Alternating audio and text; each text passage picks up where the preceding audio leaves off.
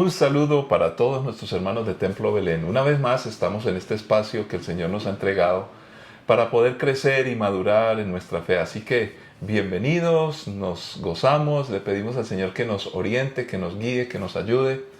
Y vamos a empezar precisamente diciéndole al Señor que con su misericordia nos acompañe. Padre Santo, gracias, gracias por cada persona que está conectada con nosotros en este momento, que está viendo esta presentación de tu palabra, Señor, también como casa de pan donde podemos alimentarnos, pero ser a la misma vez una familia, porque somos hijos de un mismo Padre, hermanos, juntos como iglesia, Señor.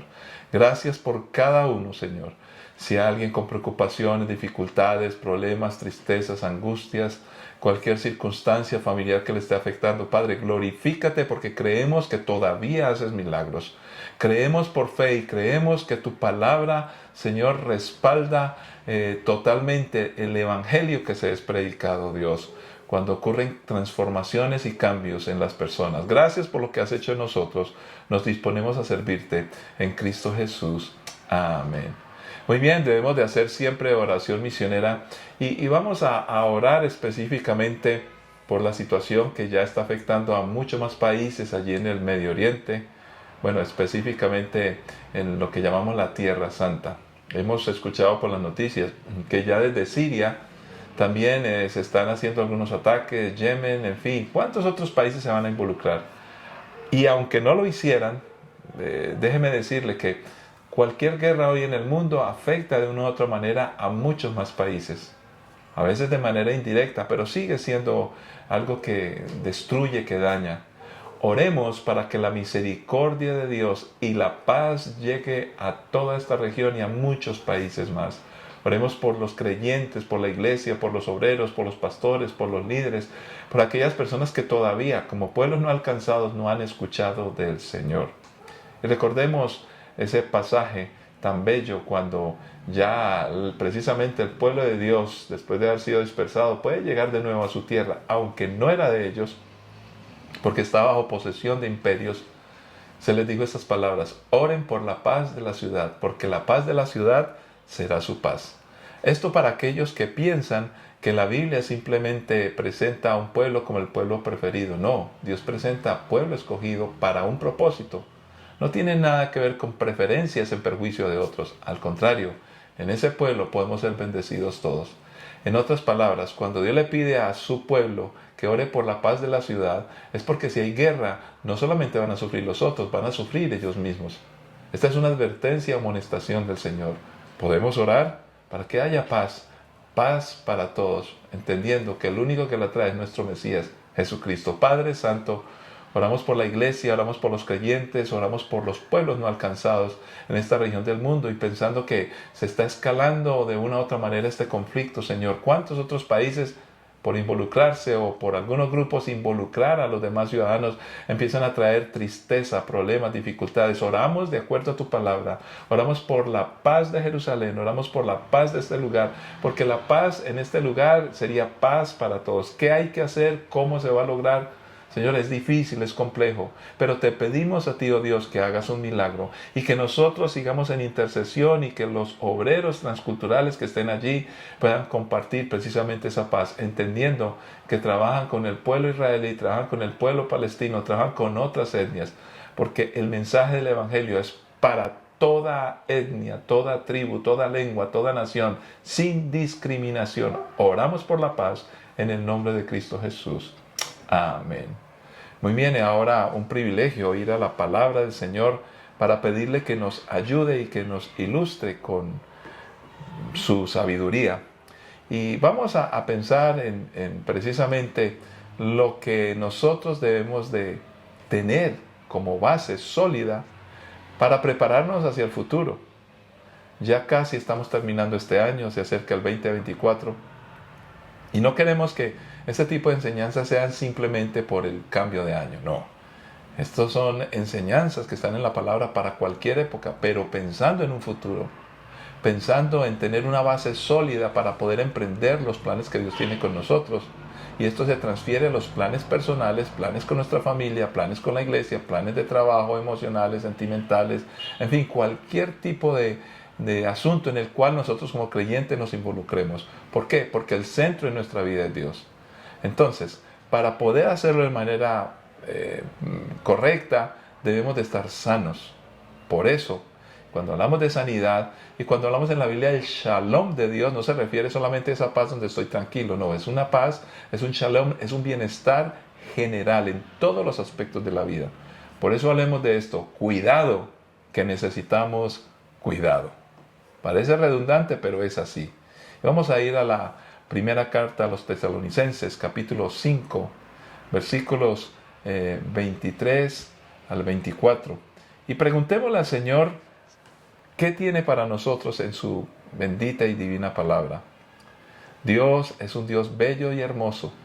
Y podemos pedirle al Señor que nos ayude y que nos guíe precisamente para que podamos crecer y madurar y prepararnos de la mejor forma y manera. Primera carta a los Tesalonicenses, versículos 5, 23 al 24. Ahora, que el Dios de paz los haga santos en todos los aspectos, y que todo su espíritu, alma y cuerpo se mantenga sin culpa hasta que nuestro Señor Jesucristo vuelva. Dios hará que esto suceda, porque aquel que los llama es fiel. Qué bueno es nuestro Dios, un Dios santo, maravilloso, perfecto y bello. Padre, tú procuras nuestra paz, nuestro bienestar, y nos quieres guardar permanentemente bien, hasta ese momento en que nos encontremos de nuevo contigo. Señor, ¿cómo logramos entender esto? Y más que entenderlo, es poner en práctica todos los consejos bíblicos para que podamos resolver, para poder estar firmes y fuertes y poder bendecir a otros, no solamente en nuestra vida, sino a todos los que nos rodean. Por eso estamos atentos a tu palabra, en Cristo Jesús. Amén. Muy bien, yo quiero hablarles hoy de lo que es el cuidado. La palabra del Señor es muy clara y esto surge precisamente de una inquietud que hemos tenido todos los que trabajamos, recordando que esta es una iglesia misionera, trabajamos con obreros transculturales, porque son personas que van a otras culturas, van a otros espacios, a otros países, otras lenguas, otras situaciones de vida tan diferentes a las nuestras o a las propias, que a veces parece como una aventura y parece muy bello y hermoso conocer, claro, nuevos pueblos, nuevos lugares, todo eso está muy bien. Pero en la medida que empezamos a trabajar y a vivir en esos espacios, nos damos cuenta que no es fácil. Ahora, eso no solamente sucede con los obreros transculturales, sucede con todos nosotros. Precisamente esto que yo quiero compartir nos va a acercar a las misiones. ¿Por qué? Porque todos nuestros obreros están siendo preparados en esto que yo quiero compartir con ustedes, que es de la palabra del Señor. ¿Cómo realmente somos cuidados? Todos nosotros por el camino de la vida necesitamos un cuidado integral. Pero ¿quién interviene? ¿Qué parte me toca a mí? ¿Dónde está Dios? Entonces vamos a buscar en la palabra del Señor y comenzaremos precisamente con el Salmo 121, versículos 4 al 8, que dice: En efecto, el que cuida a Israel nunca duerme ni se adormece. El Señor mismo te cuida. El Señor está a tu lado como tu sombra protectora. El sol no te hará daño durante el día ni la luna durante la noche. El Señor te libra de todo mal y cuida tu vida. El Señor te protege al entrar y al salir, ahora y para siempre. Encontramos en este primer versículo un aspecto muy importante. El mejor, mayor y más eficiente cuidado, el perfecto que podamos tener todos los seres humanos, viene de Dios. Definitivamente viene de Dios. Eso no quiere decir que no haya otras personas o protagonistas o agentes de cuidado en nuestra vida. Vamos a verlo enseguida. Pero todo empieza por algo. Dios, el Creador, el que nos hizo y que nos sustenta, el que nos hizo con el poder de su palabra por Jesucristo. Pero para eso se requiere de nosotros fe. Si no creemos que Dios es Dios y quien es tan grande y tan poderoso, pues ese cuidado de parte de Dios no será efectivo. Para eso necesitamos acercarnos a Él por medio de Jesucristo y en fe. Cuando empezamos a entender que de Dios depende todo, ya no vamos a tratar de echarle la culpa a otros cuando algo no sucede. Es un común error en todos nosotros. Cuando las cosas no salen bien, buscar culpables y siempre vamos a apelar hasta Dios mismo. Pero no entendemos su plan y no entendemos cómo piensa Él y qué es lo que desea para nosotros acaso. Y bueno, cuando le echamos la culpa al papá, a la mamá, a los antepasados, a los gobiernos, a las personas, yo sé que todos tienen culpa, nosotros primero.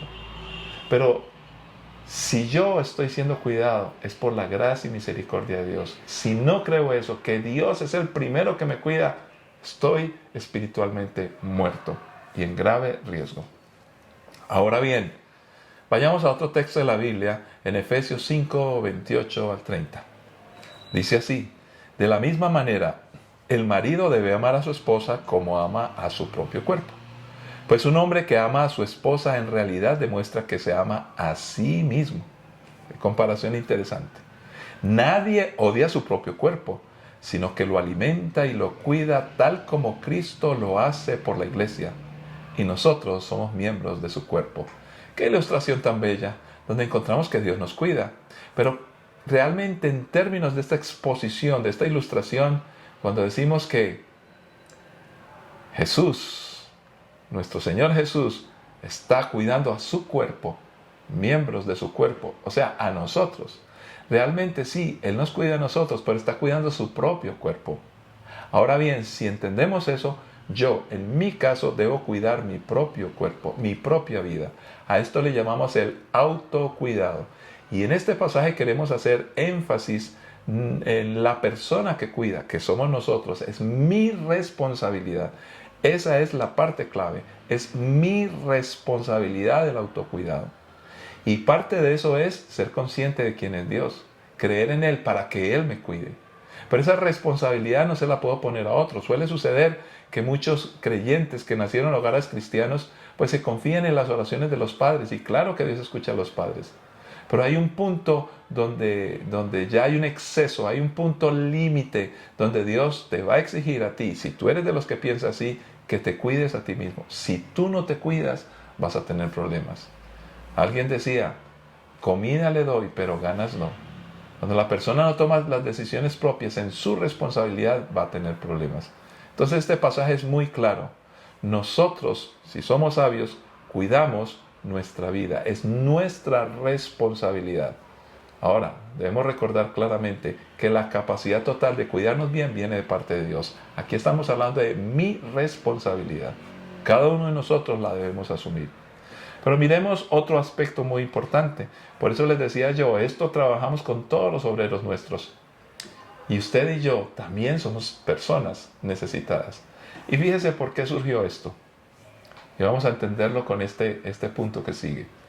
Resulta que empezamos a notar que muchos obreros que están en otros lugares, en otras culturas, tienen crisis de choques culturales, crisis de familia, y se detonan o hay disparadores, circunstancias difíciles que hacen que salga a la luz muchas cosas de traumas o mala formación, problemas del pasado, circunstancias que pareciera que no estaban por allí, pero aparecen en medio de la crisis.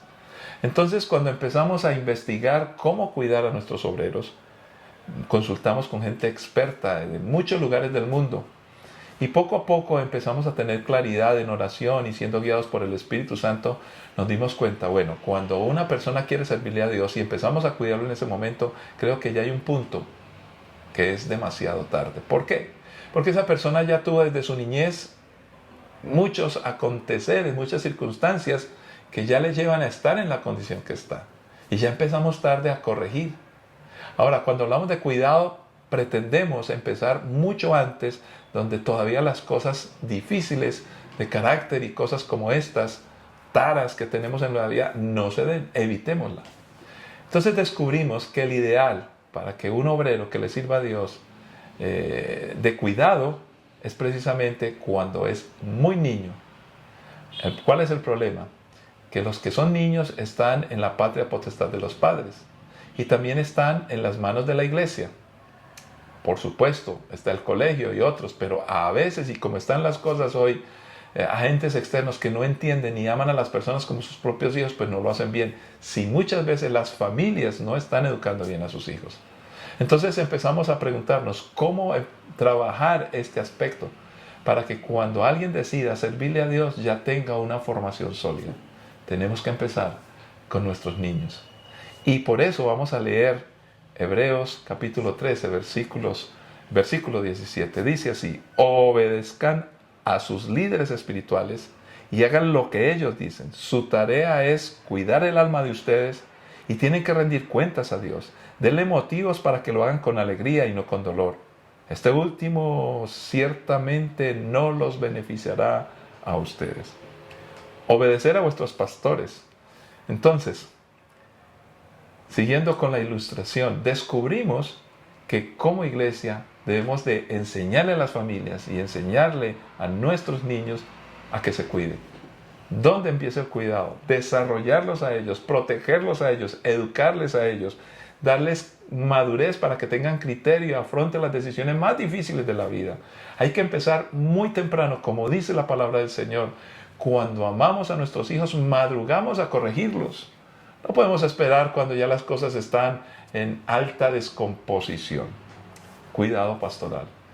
Algunos dirán, ¿cómo así que obedecer a los pastores? Entonces el pastor va a decidir por mí. No se refiere a eso. Específicamente hay un marco que la misma palabra ofrece. Mire, su tarea es cuidar el alma de ustedes y tienen que rendir cuentas a Dios. ¿Quiénes? Nosotros los pastores, los líderes espirituales. Papá y mamá, cuando son cristianos, le van a rendir cuentas a Dios de cómo educaron a sus hijos. Por eso la obediencia es importante, pero no es una obediencia a los caprichos de los padres o del pastor o de los líderes espirituales. No, es una obediencia a lo que se refiere del cuidado de las personas según los principios de la Biblia, según las ideas que tiene Dios de bendición, porque Él tiene, dice la palabra del Señor, pensamientos de paz y no de mal para las personas. Entonces, otra cosa más, cuando obedecemos a nuestros padres, a nuestros líderes espirituales, ellos tendrán gozo y alegría porque ven el fruto de su esfuerzo.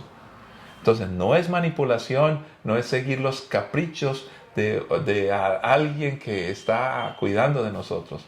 Hay un marco, la palabra de Dios y los principios de Dios. Pero sigamos ahora con otro punto muy importante. Este es bellísimo porque es poético.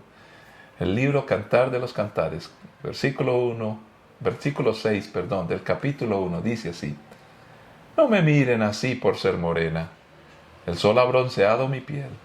Mis hermanos se enojaron conmigo, me obligaron a cuidar de sus viñedos, por eso no pude cuidarme a mí misma, mi propio viñedo.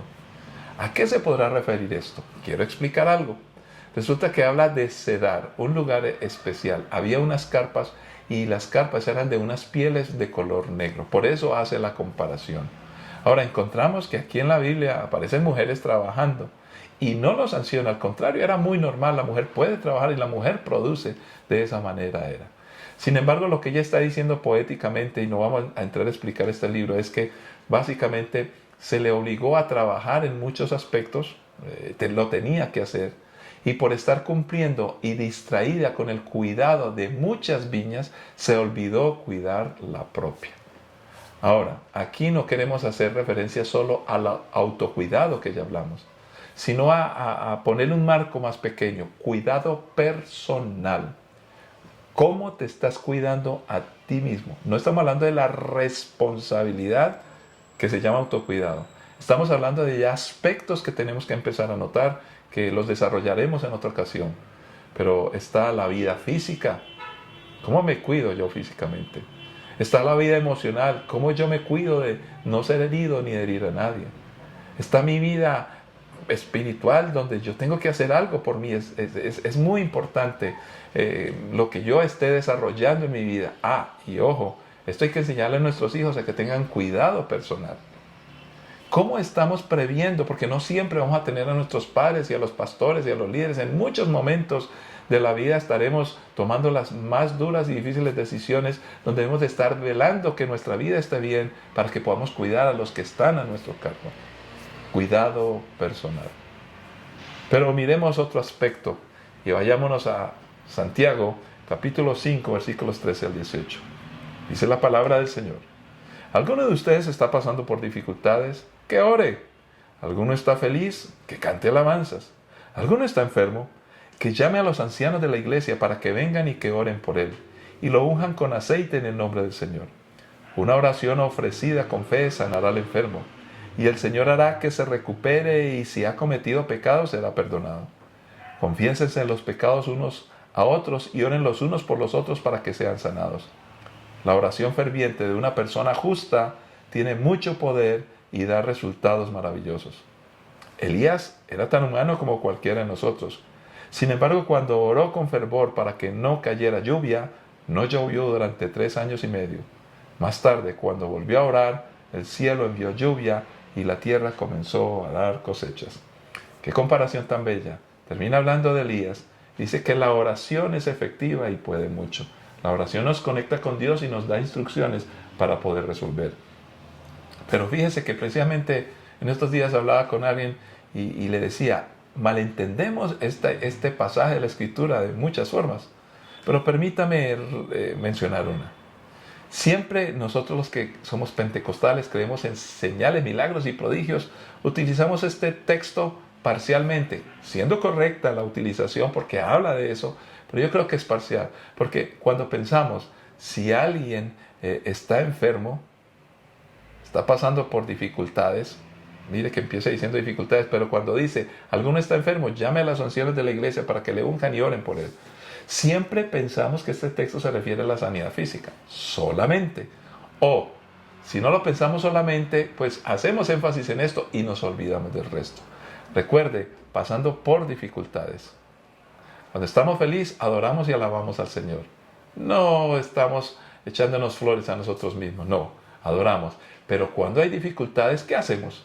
Y pasa a hablar específicamente enfermedad. ¿Qué hacemos? Buscamos a los demás hermanos. Luego cuando termina esta partecita dice, van a venir a orar por él y esa oración ofrecida con fe sanará al enfermo. Pero además habla de recuperación y si hay pecado será perdonado. Nosotros no podemos perdonar los pecados, solo lo hace Dios. Pero cuando nos ayudamos en nuestras debilidades, hablando con otros creyentes, recuerde, cuidado. Pero cuidado de quién? De la iglesia, de la familia, cuidado del grupo, que ojalá sea el grupo que lo pueda hacer. En este caso está la familia cristiana, en este caso está la iglesia, la célula, tus amigos cristianos. ¿Qué está diciendo la palabra del Señor? Definitivamente no habla solo de sanidad física, dice, y si alguien ha pecado, entonces será perdonado. ¿Por qué? Porque enmendará, se corregirá. Y está hablando definitivamente que el pecado daña, el pecado enferma y que necesitamos recuperación. Cuando confesamos nuestras ofensas, en otras palabras, si yo le cuento a alguien que espiritualmente es maduro, que es de la iglesia, que ya es confiable, a mi grupo que ore por mí, ellos lo van a hacer. Y cuando yo lo haga de esta manera, no es que ellos sean los que me den el perdón legal. No, ellos me van a ayudar a enmendar, a corregir, a arrepentirme para no cometer errores. Me van a apoyar, me van a ayudar. Es Dios el que me perdona. En otras palabras, si le contamos a alguien que hemos fallado, no lo hacemos para que ese alguien nos perdone. Dios nos perdona, pero este otro creyente me apoya, me ayuda ahora y encontramos el beneficio de ser iglesia y de caminar juntos. Pero miremos un último aspecto, por lo menos hasta el día de hoy. ¿Cuál es? Lucas 14, 28 al 30 dice así: Sin embargo, no comiences sin calcular el costo, pues ¿quién comenzaría a construir un edificio sin primero calcular el costo para ver si hay suficiente dinero para terminarlo? De no ser así, tal vez termines solo los cimientos antes de quedarte sin dinero, y entonces todos se reirán de ti. Dirán, ahí está el que comenzó un edificio y no pudo terminarlo. En términos generales, este pasaje me está hablando que yo debo tener cuidado administrativo del costo de las cosas. Ahora, este es otro texto que parcialmente lo interpretamos de manera correcta, pero parcial. Siempre hablamos de este pasaje cuando exponemos la ilustración, que es, si yo voy a construir algo que vale mucho dinero, necesito hacer un presupuesto. En otras palabras, debo organizarme para que no me vaya a exceder y no malbarate, no malgaste el dinero que tengo. Busque los recursos suficientes y pueda emprender y terminar la obra. Al fin y al cabo es lo más importante de cualquier emprendimiento. Ahora bien, esta es la ilustración. Y aplica para eso mismo, porque todos nosotros manejamos recursos y dinero. Pero lo que está diciendo en contexto este pasaje, viene hablando de seguir a Cristo. Y dice, si me van a seguir, niéguese a sí mismo, tome la cruz y sígame. Y luego dice, deben de calcular el precio antes de empezar. En otras palabras, la salvación es gratis, pero seguir a Cristo cuesta todo. Cuesta todo. Servir a Dios, seguirle a Él es costoso. Nos salvamos gratis, por gracia, pero servirle es costoso. ¿Y qué nos está diciendo? Siéntese y planee. Esto es administrar. Y cuando hablamos de cuidado administrativo, es cómo todos los aspectos de mi vida los pongo en orden. ¿Qué tanto escribo? ¿Qué tanto planeo? Aún mi vida espiritual. ¿Qué tanto lo hago? ¿Cómo lo hago? Recibo el consejo para organizarme en muchos aspectos. Y también incluye, por supuesto que sí, muchos de los dolores de cabeza son con el asunto económico del dinero. Pues en eso también necesitamos ser buenos. Yo le doy gracias a Dios y ya tenemos preparado para todos ustedes. Hay un asunto aquí que está en ciernes, que es una plataforma donde toda la iglesia puede estudiar. Y tenemos allí unos cursos que nos van a enseñar a cómo ser buenos administradores de muchas cosas. Una de ellas, el recurso económico. La mayoría de problemas que tenemos, donde clamamos a Dios desesperadamente cuando no tenemos recursos, no tiene que ver con la economía, que a veces afecta, no tiene que ver con que me robaron, que a veces también afecta, no tiene que ver con que soy pobre, que eso también afecta, no, tiene que ver es con mi mala administración y mi falta de inteligencia financiera. Pues la Biblia también me habla de esto. ¿Será que vamos a emprender un nuevo año descuidadamente? Cuidado, necesitamos cuidado. Padre Santo, yo te doy gracias por la iglesia, por cada uno, entendiendo que si queremos emprender hacia el futuro las cosas de la mejor manera, necesitamos estar bien, sanos, y para eso debemos de prever lo que es y cómo va a ser nuestro cuidado. Señor, ya aprendimos, oh Dios, y queremos creer por fe, que lo más importante es creer en ti, oh Dios, por Jesucristo, porque tú nos cuidas. Pero también asumir una responsabilidad donde cada uno de nosotros debemos de ser conscientes de ello, responsables por nuestro cuidado. No podemos echarle la culpa a nadie más, que fulano, perano, el pastor no me cuidó. No, que seamos responsables. Señor, ahora sí, entendiendo que yo soy responsable, pues debo buscar a los pastores y nosotros como pastores debemos atender a otros para que ellos nos ayuden en este cuidado. Ya es un cuidado de aquellos maduros y líderes espirituales que han caminado más que nosotros. Señor, pero también tenemos una iglesia, tenemos una familia donde debemos aprender y enseñarle a los bebés espirituales, a los niños, a nuestros hijos, a que todos nosotros necesitamos ser cuidados. Y debemos de estar dispuestos a hablar de nuestros problemas y nuestras necesidades. Si los niños aprenden eso, si los cristianos aprenden eso, si los hogares aprenden eso, a buscar ayuda, Señor, en el cuerpo que es la iglesia, en la familia, aquellos que han madurado, pues las cosas son diferentes y en bendición. Ayúdanos, oh Dios, porque además de esto necesitamos administrativamente organizar nuestra vida. Y ayúdanos para impartir estos sencillos principios desde muy temprano a los niños, como ya lo hablamos. Los niños de la iglesia, los niños de nuestras casas, los hijos, los sobrinos, aquellos bebés espirituales. Oh Señor, gracias porque tú nos cuidas. Y vamos a tener cuidado porque sabemos que necesitamos esa ayuda. Tú nos cuidas, nos podemos ayudar y yo quiero ser responsable por mi propia vida y la de mi familia. En el nombre de Cristo Jesús. Muchas gracias, oh Dios. Amén. Muy bien, recuerden, y pensando en cuidado, pues hemos preparado David, el musical, para que mucha gente que no conoce a Dios sepa que alguien lo quiere cuidar. Así que consigue tu boleta y nos veremos por estos mismos canales en la próxima ocasión. Bendiciones para todos.